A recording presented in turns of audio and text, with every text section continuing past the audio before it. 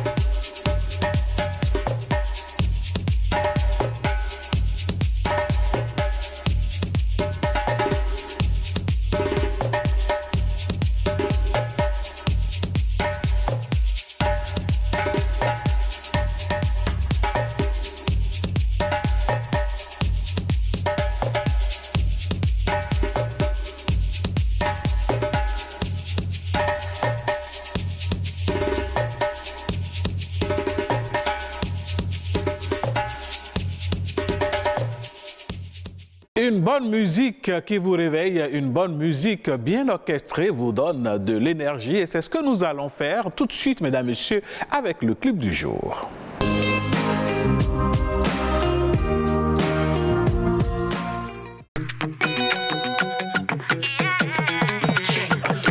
Je suis une femme ambitieuse, je ne perds plus mon temps dans les ragots.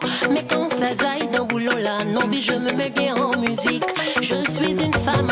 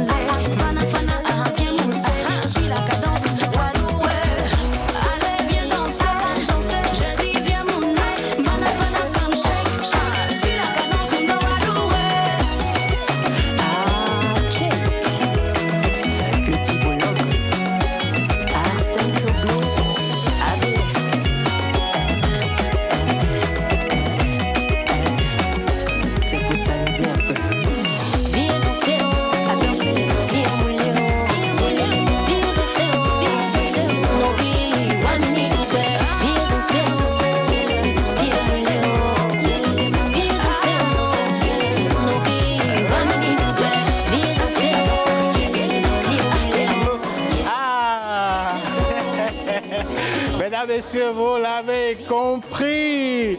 C'est un matin spécial et nos invités ont participé donc à cette chaleur musicale avec le duo Cécimé et Fatih, de la bonne musique. Allez, mesdames, messieurs, on va donc aborder à présent le plat de résistance. Il y a quelques jours, sur les réseaux sociaux, a circulé une vidéo horrible qui a touché le cœur de tout le monde. Mais avant cette vidéo, d'autres avaient déjà suscité l'émoi un peu partout. Et dans nos maisons, dans nos voisinages, l'on ne manque jamais d'avoir des cas de violence sur les enfants.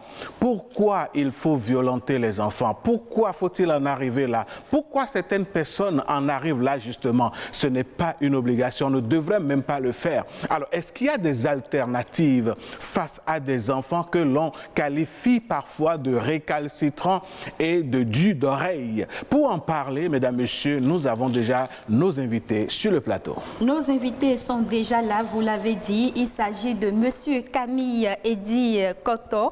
Vous êtes psychopédagogue. En face de vous, monsieur Firmin Didagbe, formateur certifié en communication non violente. Et puis au téléphone, nous serons avec le directeur de Amnesty International Bénin. Il s'agit de M. Dieudonné Dagbeto. Décor planté et nous allons tout de suite y aller. Mesdames, messieurs, vous l'avez vu. Alors, monsieur Didagbe, dites-nous, alors merci d'avoir accepté déjà notre invitation. Les parents, de façon systématique, ont toujours une chicotte à côté. Or, vous présentez comme un spécialiste de la communication non violente. Est-ce qu'on peut faire fi vraiment de la violence et éduquer un enfant? Je voudrais d'abord vous remercier, vous journalistes, d'essayer en ce jour d'attirer l'attention de la population sur un fait de la société en fait. Et remercier la sœur Fleur Yassin-Guézo Nathalie qui m'a envoyé la représenter pour cette émission. Tout à fait. Elle s'est vraiment démenée pour que vous soyez là ce matin. Exactement. Oui. Nous, formateurs certifiés en communication non violente, il est important dans la relation avec les enfants et dans la relation à soi de faire en sorte que l'enfant reçoive de nous ce que je vais appeler de la douceur et de l'attention, mais en même temps que nous apprenons à prendre soin de nous dans ce que nous entamons comme relation aux enfants. L'idéal, c'est d'abord apprendre à prendre soin de nous, à nous écouter. Parce que parfois, quand nous sommes aux prises à des sentiments d'hostilité, à un sentiment comme la colère, nous n'avons pas les moyens d'accéder à nos ressources. Et c'est vraiment là le vrai problème qui se pose. Comment accéder à nos ressources? Comment prendre le temps de la respiration? Parce que ça veut dire qu'il y a des techniques donc qu'il faut maîtriser dans ces situations-là. D'accord.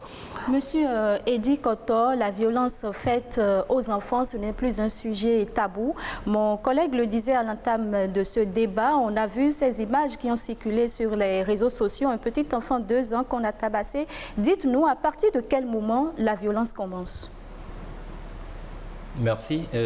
La violence commence déjà dès la conception. Je veux dire, quand l'enfant est encore dans le sein maternel, la violence peut commencer parce que les différents tests, aussi bien au niveau national qu'international, le reprécisent. Il y a cette violence qui peut être constatée avant la naissance et celle qu'on peut constater après la naissance. Je parle de violence avant la naissance parce que déjà quand l'enfant est dans le sein maternel, et comme le doyen l'a dit, toutes les attentions ne sont pas portées vers cet enfant. Lorsque la mère, qui en est porteuse, n'y accorde pas le soin qu'il faut, ne lui donne pas l'attention qu'il faut, l'affection qu'il faut, parce que, en fait, tout se planifie et tout se solidifie déjà en l'enfant avant même sa naissance. C'est que le chemin est tracé, voilà, avant la naissance. Et donc la violence commence bien avant la naissance. Une mère qui, pour une raison ou une autre, ne prend pas soin du nouveau-né qui doit venir, déjà quand il se trouve dans son sein, ça devient un problème. Une mère, par exemple, qui s'adonne, c'est un exemple pris parmi tant d'autres, qui s'adonne à des stupéfiants, par exemple, pendant qu'elle est en état. Cela peut se répercuter déjà sur l'enfant qui est appelé à naître. Cet enfant, à sa naissance, peut être très violent. Il peut développer un certain nombre de comportements asociaux. Et donc, je pense que la violence commence avant même la naissance de l'enfant. Monsieur Kotor, on va revenir à vous tout à l'heure. Nous avons Monsieur Dagbeto au téléphone. Monsieur Dagbeto, bonjour. Monsieur Dagbeto, bonjour. Vous êtes avec nous? Monsieur Dagbeto, bonjour. Bonjour. Alors, est-ce que vous nous recevez là? Nous, on a du mal à vous recevoir. Alors, en attendant que Arnaud Tossen nous aide à vous recevoir réellement, alors est-ce que vous nous entendez, M. Dagbeto?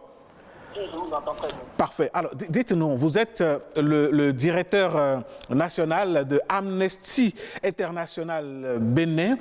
Quand des violences à l'égard des enfants, à l'égard des bébés pratiquement se produisent, quelle est la réaction d'une structure comme une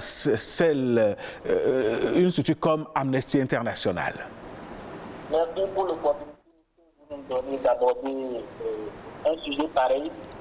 La réaction que nous avons, à première réaction, c'est l'indignation. Nous sommes indignés lorsque nous avons connaissance ou on porte à notre connaissance de ces genres de situations qui ont trait à des violences à l'égard des bébés ou tout simplement des enfants ou des êtres humains.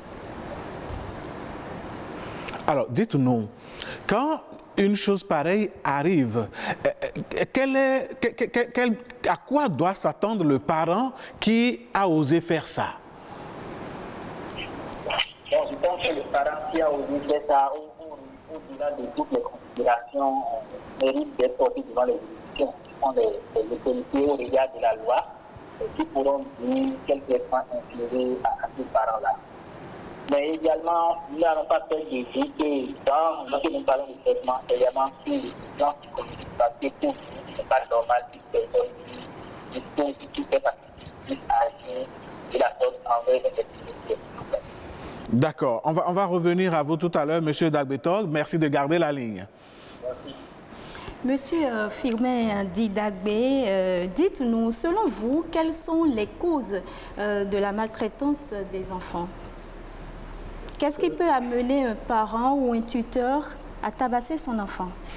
Il faut partir de ce que le Marshall Rosenberg, celui qui a créé la communication non violente, lui particulièrement a vécu dans une société où le problème de racisme s'est posé. Étant juif, il a été enfant sujet à, disons, des faits de violence, à des moqueries. Donc, disons principalement, la société est organisée de façon, et dit, ce qui peut être source de violence, c'est d'abord lié à nos croyances parfois. Les croyances que nous avons vis-à-vis, par exemple, on peut dire,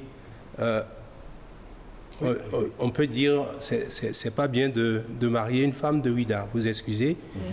Et le fait de rencontrer une femme de... C'est un cliché. C'est un cliché. Ce qui n'a rien à voir avec la réalité. Ce qui n'a rien à voir avec la réalité. Le jour où je suis jeune, je rencontre une femme de Ouida et que c'est elle qui peut faire ma vie. Du coup, la société qui m'entoure a des préjugés sur cette femme. Et du coup, ça commence à être une source de violence pour moi parce que en lien avec qui je suis et ce que j'entends faire de ma vie, ça commence à contracter, ça commence à être difficile et les relations avec mon entourage deviennent difficiles.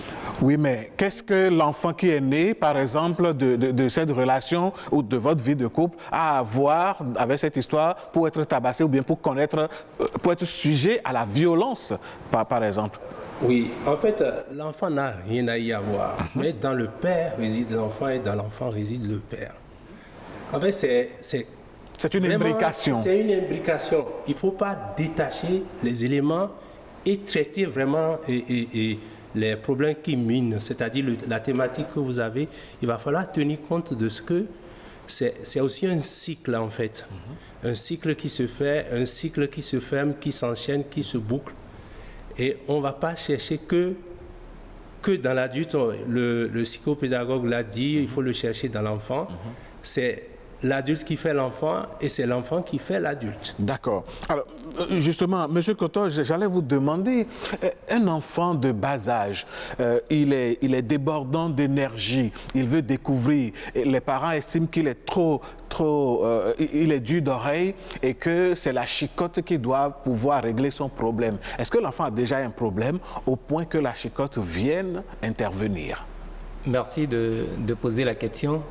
La semaine dernière, dans la rue, là où je réside, j'ai vu une dame, une maman, une mère de famille, qui venait d'asséner un coup très violent à sa petite fille qui allait traverser la rue pendant qu'une moto venait.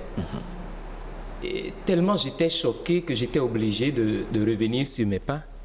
Et puis je m'adresse à la dame, je dis, mais maman, c'est de votre devoir de protéger votre enfant. C'est parce que vous ne l'avez pas protégée qu'elle a trouvé le moyen de traverser la voie seule. Vous l'auriez protégée, que cela ne serait pas arrivé.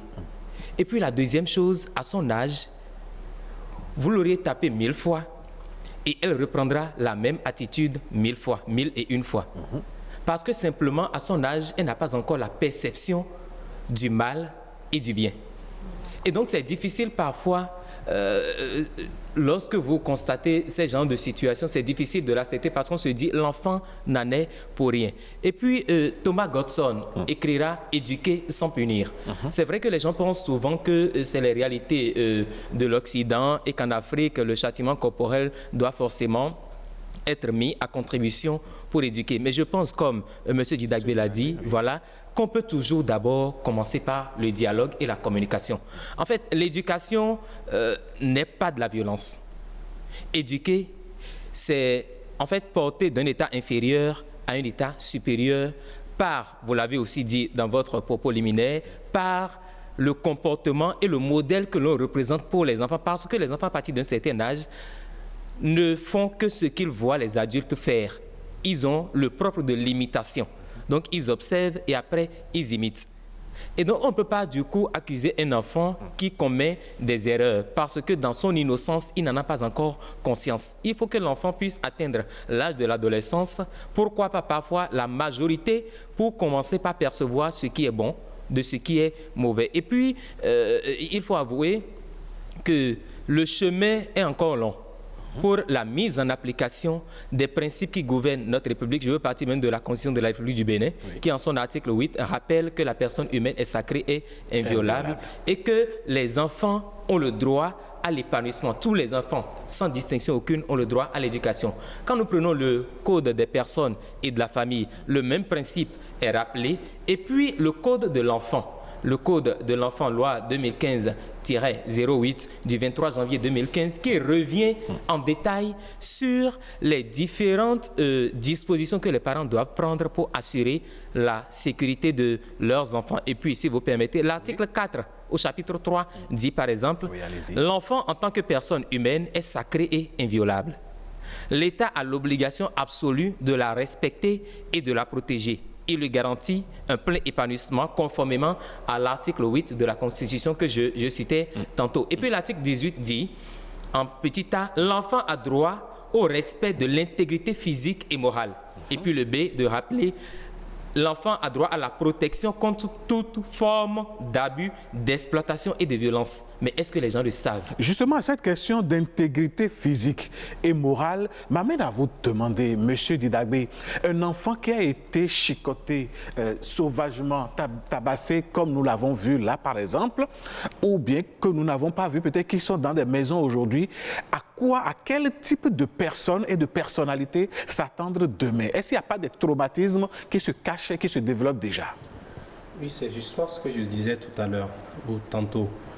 Le fait de la violence réside dans ce que l'adulte même, lui, ne puisse pas accéder à ses propres ressources. quand je pose des actes de violence, il n'y a que dans la relation vis-à-vis de moi-même, je n'ai pas les moyens d'accéder à mes ressources et de pouvoir dire les choses comme je peux les dire. Maintenant, l'impact, ça agit profondément sur l'enfant et c'est scientifiquement démontré. Catherine Guéguen, qui a travaillé sur les neurosciences affectives, l'a démontré. C'est-à-dire par le biais des neurotransmetteurs, et l'enfant qui est sujet de violence, il va sécréter énormément de cortisol. Et si le cortisol est sécrété, ce n'est pas une hormone, l'enfant en a besoin, mais il n'en a pas besoin en quantité. Il est prouvé aussi que dans le jeu de cette sécrétion des hormones néfastes au développement de l'enfant, du coup, l'hippocampe, qui est le centre de rétention de mémoire chez l'enfant, peut être atteint. C'est ainsi que vous avez des enfants en classe qui ne répondent pas, qui ne peuvent pas véritablement apprendre les leçons. Et ils sont sujets à des coups, on les tabasse. En fait, ça fragilise le développement intégral de l'enfant. Et quand je dis fragiliser, vous avez l'adulte après, puisque c'est un enfant qui devient adulte. Vous avez des adultes qui ne peuvent pas prendre la parole en public. Ça relève de leur passé et qui développent des réactions répétitives et disproportionnées. Vous avez des sujets dans la vie comme Hitler, et qui a été rejeté à l'école pendant la récré. Ce n'est pas quelqu'un qui pouvait vraiment jouer avec les autres. Donc, du coup, il était amené à rester seul. Mais ce qui s'est passé après, Hitler a fait payer ça à l'humanité. C'est dit quoi? Tous les actes que nous posons aujourd'hui vis-à-vis des enfants, si c'est dans un couple, si c'est dans un foyer, tenons-nous tranquilles, nous allons payer la facture. L'humanité paiera la facture, la société paiera la facture. Quels que soient les États paieront la facture. Parce qu'un enfant qui est sujet de violence, la vidéo, je l'ai vue, c'est ahurissant, c'est inhumain, c'est cruel. Si tous les enfants sont battus de cette manière, attendons-nous à une société où ce sera œil pour œil, dent pour dent, où les enfants en découdront avec d'autres, ils prendront les armes les uns contre les autres une fois adultes et on dira, mais pourquoi le font-ils? Nous, adultes, nous ne le faisions pas. Mais nous oublions qu'entre-temps, nous avons fait la démonstration, monsieur l'a dit tout à l'heure, c'est une question de comportement, c'est une manière d'être en fait. Monsieur Dieudonné Dagbeto, vous êtes toujours là? Monsieur Dagbeto, vous êtes avec nous, hein? D'accord. Lorsque nous parlons de violences faites aux enfants, ce n'est pas que les sévices corporels, il y a également les abus sexuels. Je veux parler du viol, par exemple. Vous, au niveau de Amnesty International Bénin, est-ce que vous recevez des plaintes? Et si oui, comment est-ce que vous agissez? Merci. Au niveau de l'Amnesty International Bénin, nous recevons des plaintes. Au-delà du viol, nous recevons des plaintes sur des cas de viol, harcèlement sexuel, et également de violences verbales. Nous avons une clinique légale, qui essaie de croiser les différentes informations qui sont portées à notre connaissance et de les documenter d'abord parce qu'il ne s'agit juste pas de donner l'information, il faut pouvoir avoir des éléments de que nous portons à la connaissance des autorités. Nous avons aujourd'hui l'Institut national de la femme et bien entendu d'autres organisations qui sont spécialisées dans la question de la défense des droits des enfants, au niveau des centres de promotion sociale et des commissariats de police, les sollicitants et tout ça. D'accord. Alors, monsieur Dagbeto, vous continuez de garder la ligne, on va revenir sur ce plateau. Monsieur Kotor, on parlait déjà des conséquences dans les années qui vont suivre, ou bien sur le futur adulte, sujet en enfance donc de ces violences-là. Alors, quels sont les types de traumatismes qui peuvent naître à la suite de ces maltraitances? Merci. Monsieur Dagbeto a bien fait de les énumérer. Monsieur Didagbe. Pardon, monsieur Didagbe, pas Dagbeto, ça c'est Amnesty. Donc monsieur Didagbe a bien fait de commencer par les énumérer et il a bien dit, l'enfant aujourd'hui c'est l'adulte demain. Et donc, des séquelles peuvent rester au point de compromettre l'existence de l'enfant, son appartenance à la société et même sa profession, sa vie professionnelle. Un enfant ayant subi ces traumatismes jeune peut demain, lorsqu'il devient chef, ne pas pouvoir ou être dans l'incapacité de diriger. Parce que les violences subies dans l'enfance ont développé à son niveau une mauvaise estime de sa personnalité. Et du coup, cet enfant pense qu'il n'est en mesure de rien réussir ou que c'est lui le mauvais, c'est lui le déchet en fait de la famille. Et donc, on a tout fait de le martyriser. Plus loin, cet enfant peut être replié sur lui-même, c'est dire que parmi ses camarades, M. Didagbe l'a dit, à l'école, il peut ne jamais réagir malgré qu'il n'est pas moins intelligent que les autres. Il peut choisir de ne pas réagir parce que simplement on lui a fait comprendre tout le temps à la maison, avec le châtiment bien sûr, qu'il n'est capable de rien réussir. Et puis un enfant ayant subi ces traumatismes ou ces sévices dans l'enfance peut devenir très violent dans la société. Un enfant qui peut devenir un délinquant, parce que n'ayant pas reçu l'éducation selon les normes, un enfant qui peut devenir un divorcé social, comme on le dit. Et puis, les enfants toqués sont aussi issus de cette catégorie. C'est l'enfant qui, à la fin, se dit, bon, tuez-moi si vous voulez. C'est que j'en suis débordé, tuez-moi si vous voulez. Si bien que le bâton ne l'effraie plus, voilà, ne lui dit plus rien. Et vous l'aviez demandé plutôt, d'autres causes aussi qui pourraient conduire à ces situations. Des enfants qu'on n'a pas voulu. Des enfants, cela arrive. Des enfants qu'on n'a pas désiré. Voilà, on n'a pas désiré en avoir et voilà, ça vient. Cela peut constituer une raison. Et le transfert de colère. Il arrive par exemple que papa soit en colère vis-à-vis de la maman et que les enfants en payent le prix, malheureusement. Parce qu'on se dit, bon, entre adultes, ce n'est pas toujours possible de se porter la main l'un sur l'autre, mais on a vite fait d'arracher les oreilles à l'enfant parce qu'on est en colère vis-à-vis de l'un ou l'autre des parents. Les situations de polygamie aussi peuvent être à la base de ces déviances parce qu'on a peut-être un peu plus d'affection pour les enfants de telle femme plutôt que pour les enfants de l'autre femme. Voilà un peu. Alors, Monsieur, je vous laisse la parole. Non, allez-y, précieuse. Monsieur Firmin Didagbe, je rappelle que vous êtes formateur certifié en communication non violente et vous l'avez dit tout à l'heure, la violence, comme Monsieur Edi Koto l'a dit, souvent ça vient de la colère des parents. Mais comment arriver à mettre la communication en avant et ne pas tout de suite sauter sur l'enfant? Comment arriver à dialoguer avec l'enfant? Oui, quand on parle de communication non violente. Justement, ce que j'ai aimé dans votre développement aussi, c'est le fait d'attirer notre attention sur le fait qu'il n'existe pas que la violence physique. Parce qu'il y a une autre forme de violence qui est une violence verbale. Les mots, et Marshall le dit, peuvent être des murs ou des fenêtres. Et c'est l'intitulé de son livre. Les mots peuvent être des murs ou des fenêtres. En fait, c'est revenir dans apprendre à se connaître en fait et à s'écouter. Nous ne nous écoutons pas. Parce que quand la colère se soulève en nous comme un volcan et que c'est en ébullition, nous avons les moyens personnels. Et les manifestations corporelles sont là pour nous dire que plus rien ne va. Monsieur Didagbe, je ne vous arrête pas, mais je voudrais revenir sur une partie de votre propos. Quand vous dites « nous ne nous écoutons pas », je voudrais bien comprendre, est-ce que nous ne nous écoutons pas les uns les autres ou bien nous ne nous écoutons pas nous-mêmes en tant que personne humaine? La relation intrapersonnelle, c'est d'abord d'apprendre à voir comment la colère, elle se manifeste sur moi. Parce que la colère est un signal d'alarme qui est en train de dire « j'ai envie de dire une chose, mais je n'ai pas les moyens de le dire ».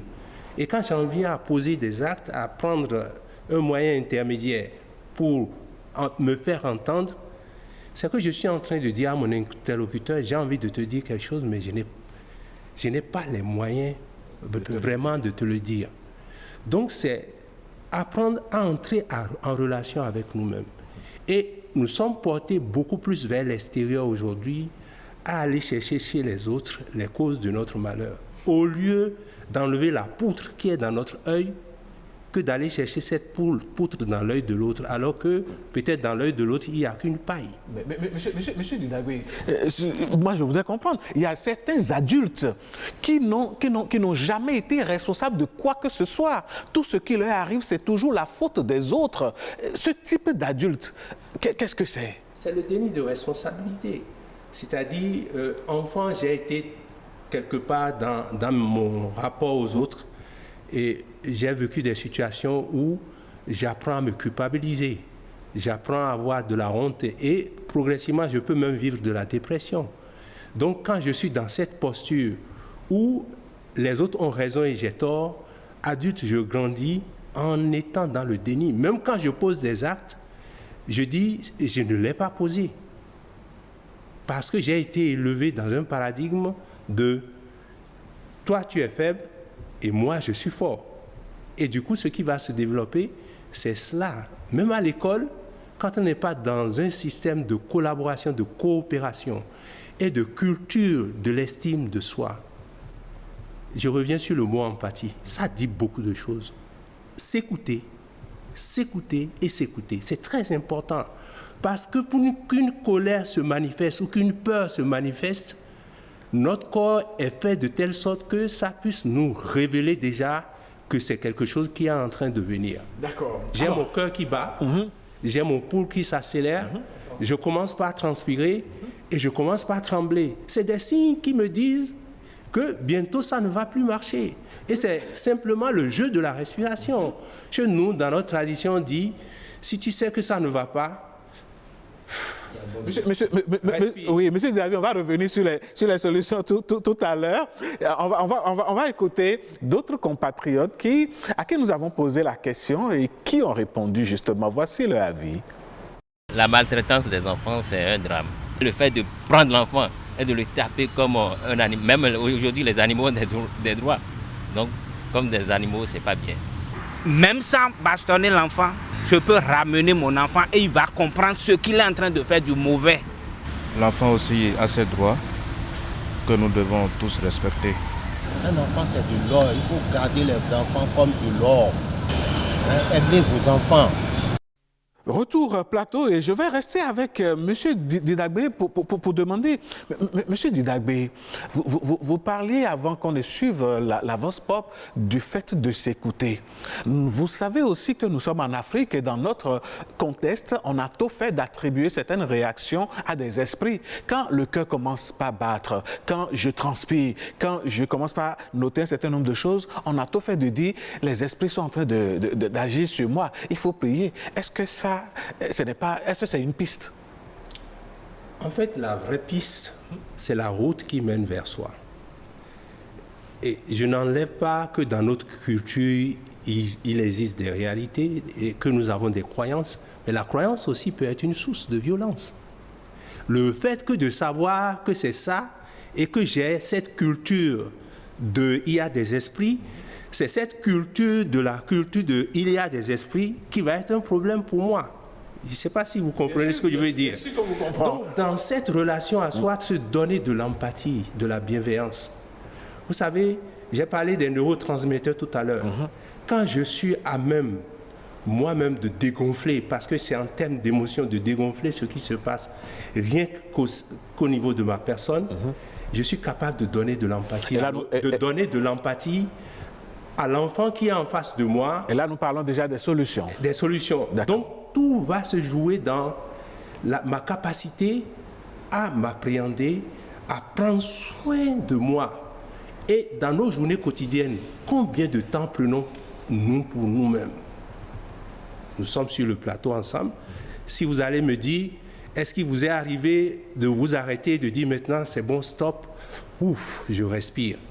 Et ce mot-là, respirer, c'est très important, prendre de l'air, parce que ça vient décontracter tout sur mon corps. D'accord, on va revenir à vous tout à l'heure, précieuse. Monsieur Camille Eddy Cotton, nous avons commencé donc à aborder les solutions, les pistes de solutions. Vous, qu'est-ce que vous pensez? Qu'est-ce qu'on peut faire concrètement pour diminuer ou pour réduire ce phénomène de maltraitance des enfants? Merci. Quand je me réfère un peu à ce que nous avions il y a quelques jours visualisé dans cette vidéo qui a circulé sur les réseaux sociaux. Tout de suite, c'est vrai, on s'est indigné. Toute la République et même au-delà des frontières du Bénin, les gens se sont indignés parce que quand vous êtes fait d'humanité de chair, il n'y a pas de raison que cela ne vous émeut, insensible à cela.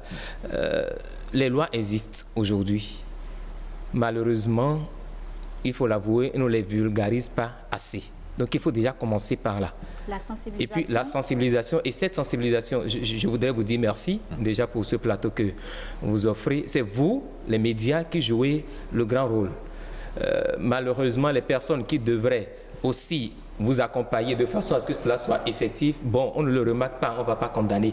Mais l'idéal aurait été que ce ne soit pas uniquement les médias qui le fassent, que les décideurs, les gouvernants aussi trouvent le moyen de sensibiliser à grande échelle. Et puis après qu'on ait fini de sensibiliser, lorsqu'on a sensibilisé, il faut avoir des indicateurs, je vais dire des témoins. Des témoins, ce que j'appelle témoins, c'est des personnes, par exemple, qui vont travailler de façon à remonter ces genres de situations parce que M. Didagbe l'a dit, dans les maisons, dans nos quartiers, c'est des choses qui arrivent.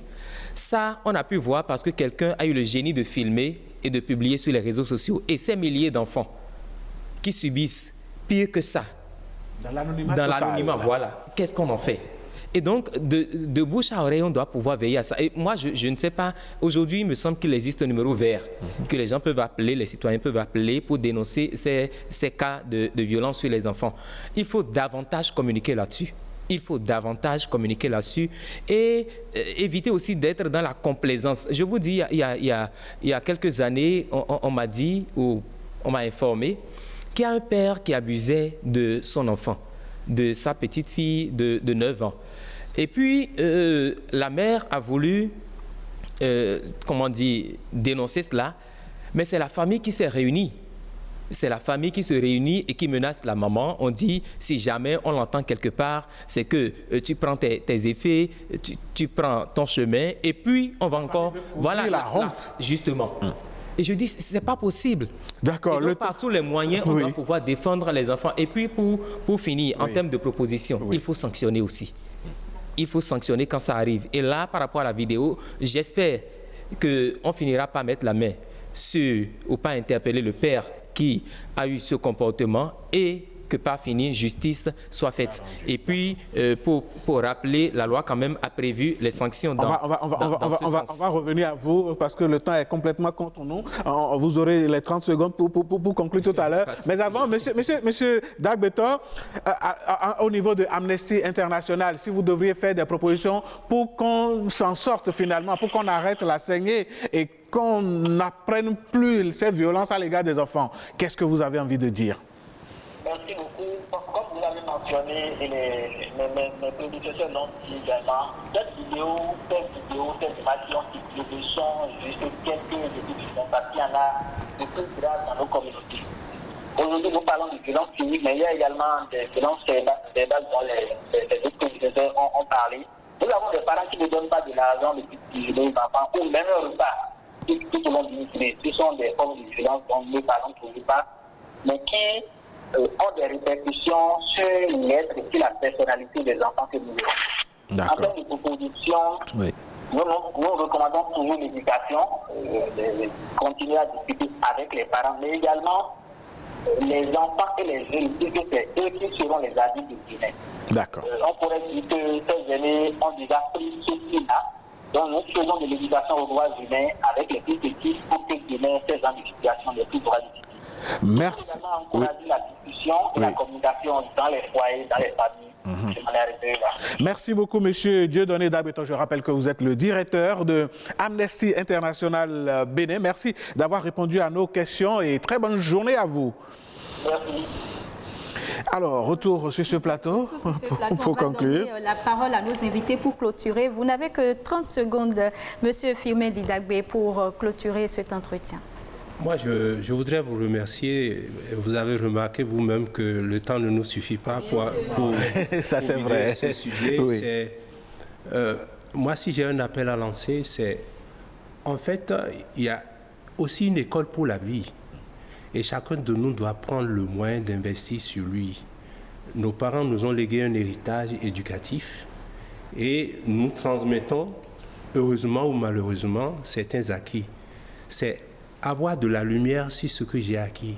Est-ce que ce que j'ai fondamentalement, c'est tout ce que j'ai là qui me permet de faire face à la vie? Est-ce parce qu'on m'a frappé que moi aussi je dois frapper?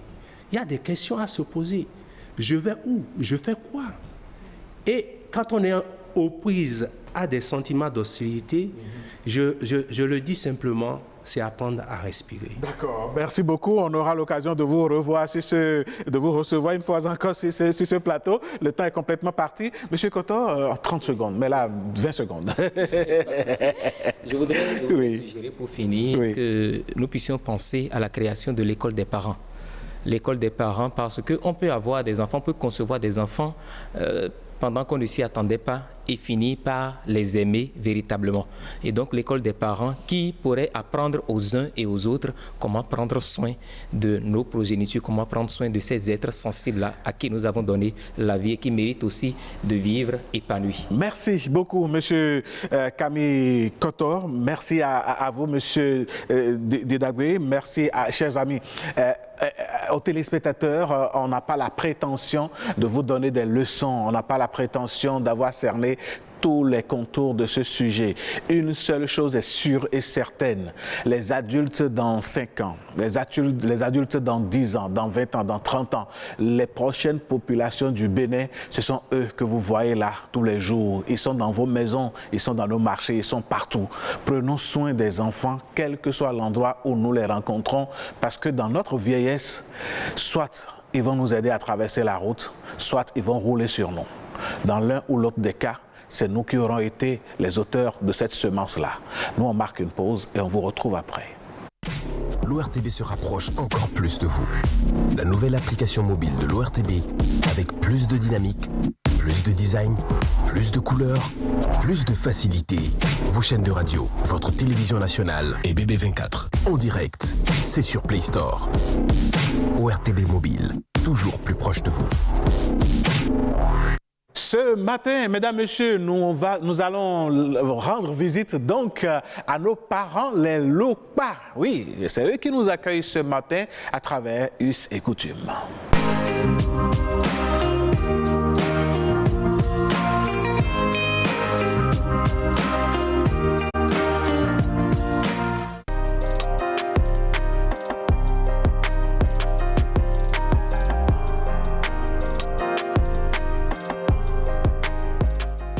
Le Lokpa, c'est le courage. Le Lokpa, c'est le bravoure.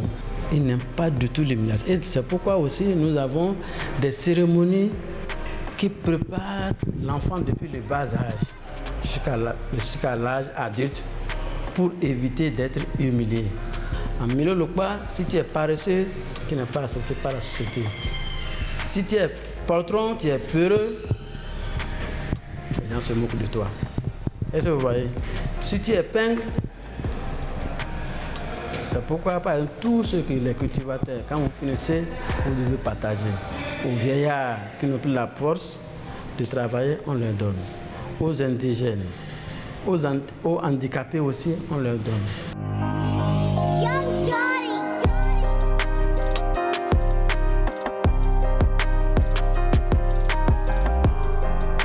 Jusqu'à présent, ça continue. Il y a des vieillards qui sont au village, que ce soit les hommes ou les femmes, dont les enfants sont en aventure. Les gens continuent. Quand vous récoltez, vous êtes tenus de réserver leur part. Ou bien carrément, on leur fait le champ. Et c'est le village qui va travailler dans leur champ jusqu'à la récolte. Les hommes les labourent et à la récolte, c'est les femmes qui auront fait les récoltes pour le vieillard ou bien la vieille. Ça existe encore. Ça existe encore. C'est pourquoi même la communauté, le Lokpa, ce n'est pas l'individualisme. Jusqu'à présent, les travaux communautaires existent toujours. Vous travaillez toujours en communauté. Soit vous le faites partout, ou carrément vous allez travailler sans rien prendre. Et c'est tout le village, ou bien tous les quartiers qui le font.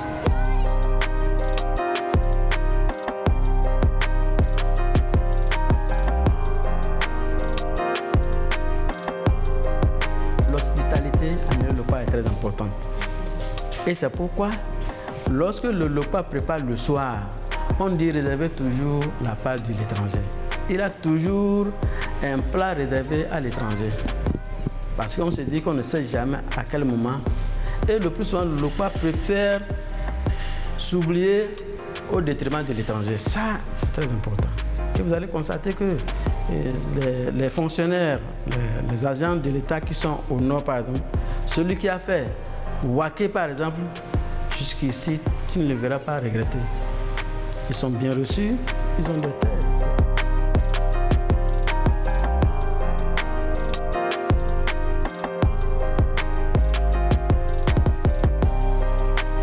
Vous allez constater qu'au Bénin, le Lokpa est parlé dans au moins 8 radios sur le plan national. Cela veut dire que lorsque vous faites le point, vous allez constater qu'ils sont répartis pratiquement dans tous les départements. S'ils ne s'adaptaient pas à l'autre milieu, ils n'allaient pas pouvoir rester avec d'autres sociétés. Donc partout où ils sont, c'est la paix. Vous allez à Parakou, vous allez à Ndali, vous allez à Basila, partout ils sont là. Il y a certaines grandes villes où aujourd'hui, vous allez dans chaque famille, il a une femme Lokpa. Il a une femme Lokpa. Même à Cotonou ici, celles qui cherchent, celles qui vont les aider à travailler, on dit, il faut me chercher une fille Lokpa, hein, parce qu'elles sont laborieuses, elles sont honnêtes, etc.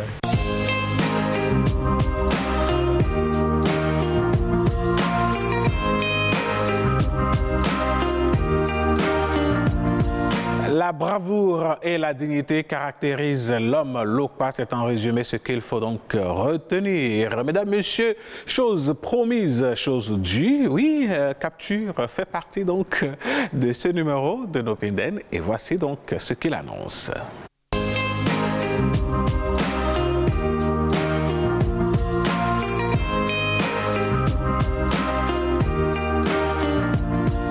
Capture matinale, nous allons y aller avec la complicité de Christelle Sabouran. On va y aller. Eh bien, voilà ce que nous disions. On a sur cette image, dans un décor en route, donc pour quelque part, un père et son enfant. Alors, et les deux sont en train donc d'avoir une discussion, une conversation. Le papa qui dit à l'enfant, toi là, c'est la dernière fois que je t'attrape en train de manger chez les voisins. Malgré ma pauvreté, je ne tolère pas cela. Et l'enfant de répondre, jaloux là, vous savez que mon business marche, donc maman et toi, vous voulez saboter mon way. Mais Dieu est au contrôle. Et quand vous observez très bien cet enfant, vous voyez son ventre. Il a bien mangé. Lui, il passe de maison en maison, de chambre en chambre pour manger. Dans son innocence, ben, c'est son business. Il n'attend pas papa et maman pour manger. Et quand vous regardez effectivement le papa, bon, la chemise, le pantalon rafistolé de part et d'autre, mais là, il est énervé quand vous voyez son regard. Malgré la pauvreté, oui, il tient à sa dignité et il pense que voir son enfant aller chez les voisins et manger, ce n'est pas digne, ce n'est pas normal. Bien sûr, la réaction de l'enfant, on ne s'attendait pas à autre chose que cela. Lui, il prend cela comme de l'amusement, un jeu, et il parle même de business. Ah ben oui. C'est un enfant audacieux. Ce type d'enfant, s'il était dans des milieux donnés, j'imagine ce qui va lui arriver. Ah oui, bien sûr. Et donc, il faut louer la patience de ce père-là. Et c'est ce que nous disions tout à l'heure dans le débat matinal. Et comme on le dit souvent, un enfant reste un enfant. On ne peut pas tout exiger d'un enfant. Il faut comprendre que c'est l'âge et aussi accepter les maladresses que ces enfants-là ont souvent. Le papa est dans son rôle, je pense. Absolument. Et le rôle qui va vous revenir, justement, précieuse Aquaronou, ça va être celui de nous dire donc ces différentes astuces que vous nous avez concoctées ce matin. Mesdames, Messieurs, ça va être juste après ceci.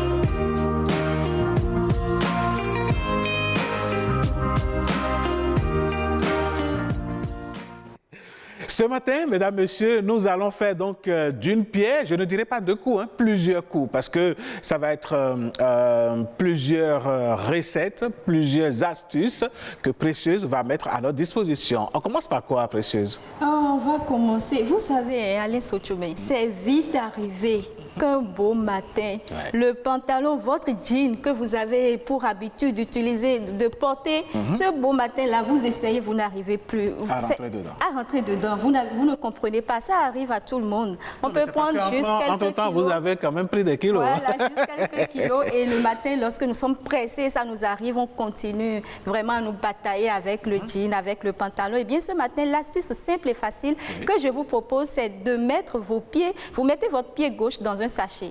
Vous voyez?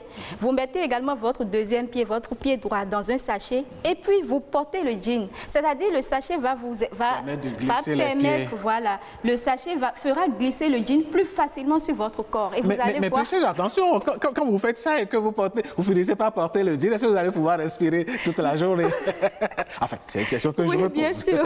Non, il y a toujours l'astuce pour enlever. D'accord. Bon, essayez ça quand même. Ce n'est pas un grand sachet que vous irez chercher, un petit sachet et vous mettez le pied dans le sachet pour pouvoir juste faire glisser votre jean. L'autre risque que je vous tape ce matin vraiment, c'est qu'avant le retour, vous serez obligé d'appeler les enfants ou bien votre mari pour venir vous enlever ça, de tirer ça. Allez, je vous laisse continuer. Bien sûr. Et maintenant, on va changer de registre. Vous l'avez dit ce matin, ce sont des astuces pêle-mêle que je vous propose. La moutarde traditionnelle, vous connaissez certainement, vous la connaissez certainement. Elle est très appréciée malgré son odeur relativement forte. Et on l'utilise dans la préparation de plusieurs repas, notamment les soupes. Je veux parler de... Affinité. Vous me suivez très bien. Bien sûr que je vous suis. Donc, lorsque vous cuisinez votre repas et qu'il arrive, il reste un bout de moutarde ou bien il vous reste de la moutarde, je vais vous proposer d'utiliser de l'huile pour la conserver. Et donc, vous mettez de l'huile au feu, vous chauffez l'huile et puis vous versez la moutarde qui vous reste dans l'huile. Vous laissez au feu 3 à 4 minutes et puis après, vous ne fermez pas tout de suite. Lorsque vous allez enlever votre récipient du feu, vous n'allez pas fermer le récipient tout de suite. Vous allez le laisser ouvert quelques minutes afin de laisser sortir la chaleur, la vapeur. Et ensuite, vous allez le refermer. Vous pouvez également verser la préparation dans les bocaux en verre et la conserver tout simplement. Autre astuce, on va parler maintenant de la viande. On va le voir à l'image. Parfois, on veut faire cuire de la viande est là, on perd du temps et on n'arrive pas à avoir de la viande tendre. Désormais, je vous propose d'utiliser tout simplement du sucre. Vous pouvez utiliser un morceau de sucre. Vous allez déposer le morceau de sucre dans la préparation de votre viande et vous allez laisser cuire la viande. Vous allez voir que quelques minutes après, la viande sera tendre. Ah oui, parce que il est déjà arrivé d'aller dans des restaurants et puis vous commandez une bonne bouffe. On vous amène la viande, vous tirez la viande. Les gens vous regardent. Parfois, vous avez même honte de manger la viande. Un couteau de table. Hein? Voilà. Il est déjà arrivé où les gens ont tiré la viande et puis le repas s'est retrouvé par terre. Bien sûr, ou la fourchette qui tombe de la table. Voilà. Donc, désormais, mettez du sucre tout simplement. Il y en a également qui déposent une cuillère dans la préparation. Pendant la cuisson, c'est ça? Oui, pendant la cuisson. Je ne sais pas pourquoi, mais c'est aussi une astuce qui marche. Moi, j'ai appris que le fait de déposer une cuillère pendant la cuisson, voilà, c'est pour éviter que l'eau remonte à la surface et se verse. Enfin, voilà. Bon, je ne connais pas la théorie, mais je l'ai essayé. Je sais que ça aussi, ça marche. Si vous n'avez pas... Vous l'avez essayé, vous n'avez préparé la viande, vous n'avez pas apporté ça ici. Oh, Précieuse, c'est passé. Non, la prochaine fois. D'accord. Parce que je ne vais pas préparer pour vous seul. Il y a toute une équipe derrière cette émission. Je les représente ici valablement. Donc, donnez-moi du financement et puis je le ferai la prochaine fois. Si vous n'avez pas de réfrigérateur et que vous avez de la viande à la maison, pas la peine de paniquer. Vous allez faire tout simplement, vous allez faire frire votre viande. Ça peut être la viande de mouton, la viande de bœuf, n'importe quel type de viande. Vous allez faire frire la viande dans de l'huile et après, vous laissez la viande tremper dans l'huile tout simplement. Vous allez voir que ça va durer peut-être sur une semaine, 2 semaines. Vous n'aurez pas du tout de souci à vous faire. Vous pouvez mettre la préparation dans les bocaux en verre, c'est beaucoup plus pratique pour vous. Merci. Et, une dernière? Oui, une comme dernière. Une dernière pour la route? Une dernière, pourquoi pas. Pour les beignets soufflés, chez nous, on appelle ça yovodoko. On l'utilise souvent pour le goûter des enfants. Et lorsque vous en avez en quantité... Pas seulement pour les enfants. Hein. Bon, nous aussi, on le mange. Voilà.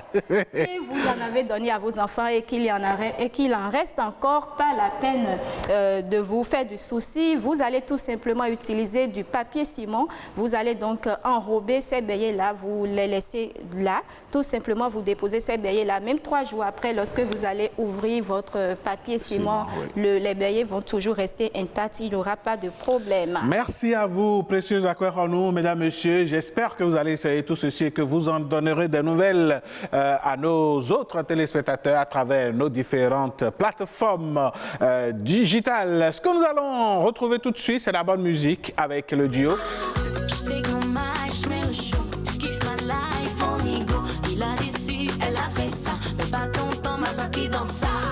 Ça paie pas mon loyer, ça me donne pas mon jet. Je cherche mon jet. Allez, viens danser. Je dis, viens mon lait. Fana, viens mousser. Suis la cadence, waloué. Allez, viens danser. Je dis, viens mon lait. Fana, comme shake. Suis la cadence, on doit waloué.